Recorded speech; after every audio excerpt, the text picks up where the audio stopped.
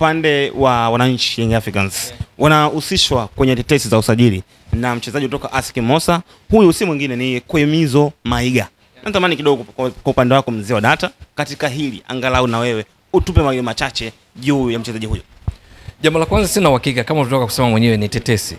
Mimi pengine na wengi wa Tanzania wafuatiliaji wa mpira wa miguu, ili kuwa na uhakika juu ya hilo, taarifa zitoke rasmi kwenye peji za Yanga, taarifa rasmi zitoke kwa klabu ya Yanga, idara ya usemaji na mawasiliano kwa umma chini ya Alikamwe, viongozi, au basi kwenye klabu hiyo kutoka kuhitaji ni ASEC Mimosas, ndio ipo basi na wenyewe waseme, au management ya mchezaji mwenyewe huyo Koimizo Maiga zitoke kwake. Lakini binafsi sijawahi kusikia popote kutoka kwenye mamlaka hizo zikimzungumzia huyu Maiga kujiunga na Yanga. Lakini kama ujuavyo, ligi inaelekea mwishoni mwa msimu.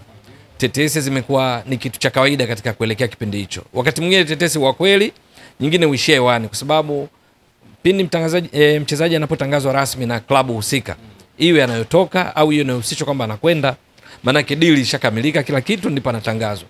Kwa hiyo wakati mwingine tetesi huwa zina ukweli, lakini ni mchakato ambao hujakamilika. Kwa hiyo ishangazi kwamba inafikia mwisho wa siku msimu wa usajili unafika, lakini huyo mchezaji anaweza asiwe katika klabu anayohusishwa. Wakati mwingine ni kweli, lakini ambacho tunaweza kujadili ni kwamba huyu Koimizo Abdulmajid Abbas Maiga ni kiungo, kiungo ambaye uraia wake ni Ufaransa, ingawa anacheza ASEC Mimosas ya kule nchini Ivory Coast. Yeye ana uraia wa Ufaransa na amekulia katika academy ya miongoni mwa klabu maarufu kule nchini Ufaransa ya Saint-Etienne, ndiko ambako amekulia ukiangalia vizuri historia yake.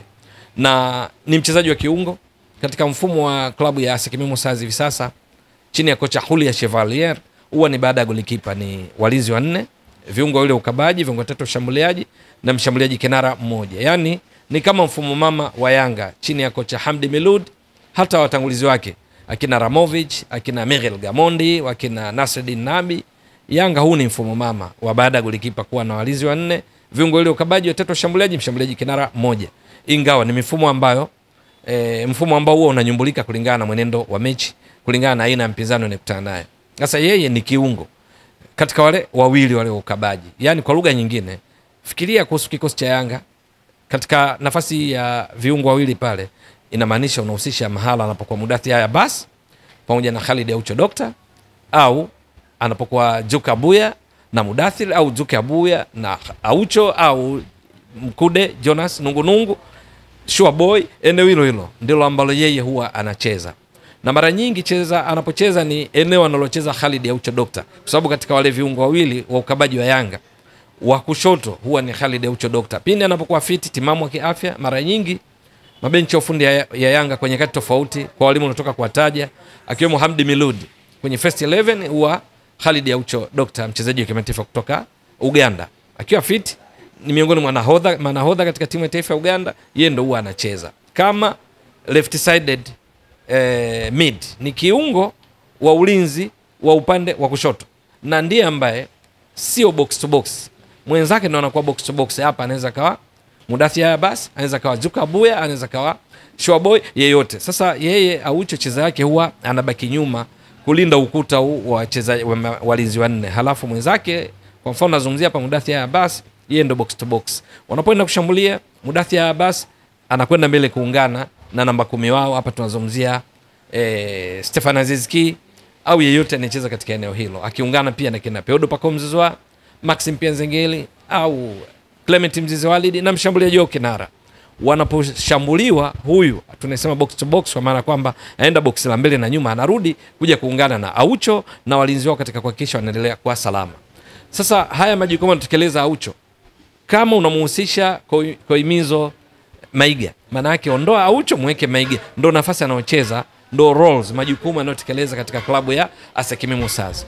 ASEC Mimosas hivi sasa katika ligi kuu ya Ivory Coast iko nafasi ya 3. Ndio timu imeruhusu mabao machache sana, mabao 18, na kuliko timu nyingine zote. Miongoni mwa wale wanaofanya katika baadhi ya mechi wafanye vizuri kwenye kushambulia na kuzuia, basi huyu Koimizo Maiga ndiye miongoni mwa wachezaji wao ambao wanafanya vizuri sana. Umri wake ni miaka 24. Na katika michuano ya kombe la shirikisho ambayo ASEC Mimosas walitolewa na RS Berkane katika hatua ya nusu finali kabla robo finali kabla ya Sekimi Musas, kabla RS Berkane kwenda kucheza katika mechi dhidi ya CS Constantine kama tunakumbuka vizuri, na hatimaye kufuzu kwa finali. Kwenye safari yao dhidi ya Sekimi Musas ya robo finali, Maiga alicheza mechi zote mbili. Mechi ya kwanza kule kwao Ivory Coast walifungwa 1-0. Mechi ya pili walicheza Morocco walifungwa 1-0. Yote 9 ambapo tunazungumzia performance ya timu nzima ya Sekimi Musas ambayo kwa ujumla ilipoteza 2-0. Lakini kwenye mechi hizi zote mbili, hasa mechi ya kwanza, Koimizo Maiga aling'ara sana. Na bila shaka kama Yanga kuvutiwa, basi eneo moja wapo alivutiwa ni katika mechi dhidi ya RS Berkane iliyochezwa Ivory Coast ambayo walifungwa 1-0. Lakini katika wachezaji waliong'ara sana eneo la kati ni pamoja na yeye akiwa anacheza na yule, kuna mchezaji Kamara Issouf, ndo ambao wanashika pale kati. Ni maeneo ambayo miaka ya nyuma alikuwa anacheza kina Esis Aka alikuwa anacheza na Mohamed Zugrana, lakini leo hii pale ndo yupo Koimizo Maiga pamoja na huyu Kamara, ndio wanaoshika nafasi Kamara Issouf. Sasa yeye katika mechi kwa mfano dhidi ya RS Berkane, kama yeyote aliangalia mechi hii utamkuta alikuwa anafanya wajibu wake mzuri sana katika kuhakikisha eneo lao linakuwa salama, lakini kwenye build up, kwenye ujenzi wa mashambulizi inapoanzia nyuma, basi kwenye progression mpira unapopita pale kati kwa ajili ya kupelekwa kwenye eneo la ubunifu na hatimaye kwa washambuliaji wao, yeye alicheza vizuri sana katika kufanya connection na kina Diarra Soba.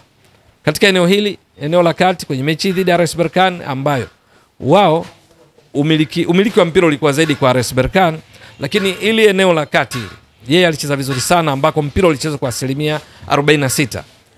Binafsi peke yake aligusa mpira mara 70 kuonyesha namna gani tunaita game involvement, kuhusika kwake kwenye mchezo.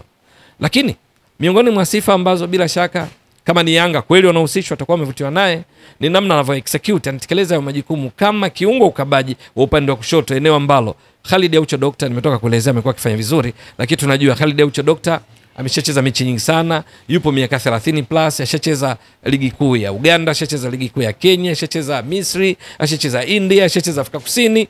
Yanga kwenyewe amekuwa kwa miaka kadhaa hivi sasa amekuwa akifanya vizuri.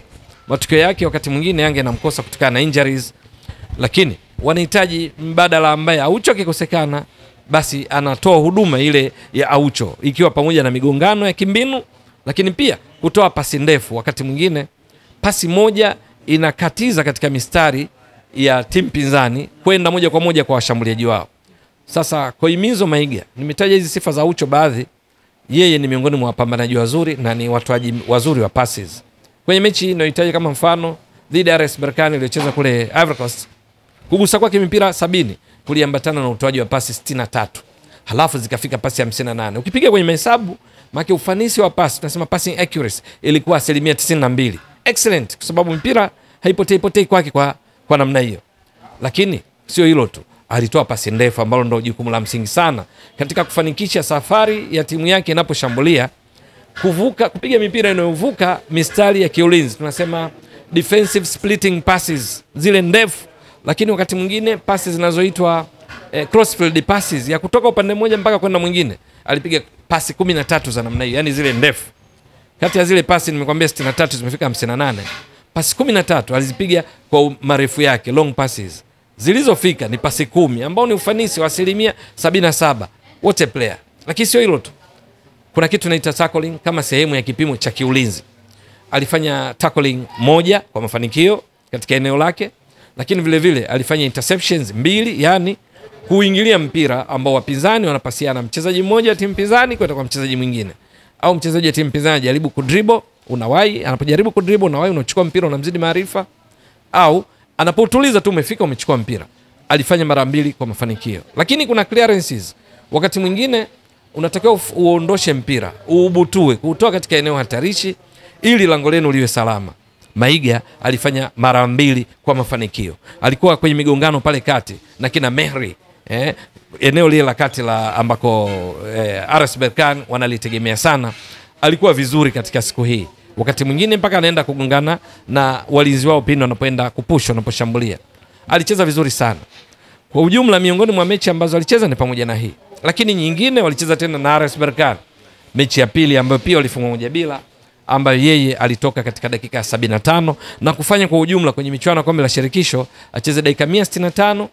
Uwezo wake wa namna ya kusoma mashambulizi kupitia eneo la kati la timu pinzani ni miongoni mwa mambo ambayo pengine yanavutia wengi ikiwamo Yanga, lakini pia umri wake miaka 24, utimamu wa kimwili, namna anavyomudu migongano kama kiungo wa kutokea upande wa kushoto katika wale wawili. Naona ndio maana anahusishwa, kwa sababu Yanga kwenye ukwasi wako vizuri kwa maana rasilimali fedha, lakini wameshathibitisha hivi karibuni wachezaji wanaotoa Ivory Coast wamekuwa wakifanya vizuri. Ukiondoa majeraha, kwa mfano Kwasi Atula yao beki mbili amekuwa katika kiwango bora akiwa uwanjani. Unazungumzia Stefan Aziz Ki, mchezaji wa kimataifa Burkina Faso, walimtoa kutoka Ivory Coast akiwa MVP, mchezaji bora ligi kuu ya Ivory Coast. Pedro Pacome wamemtoa huko.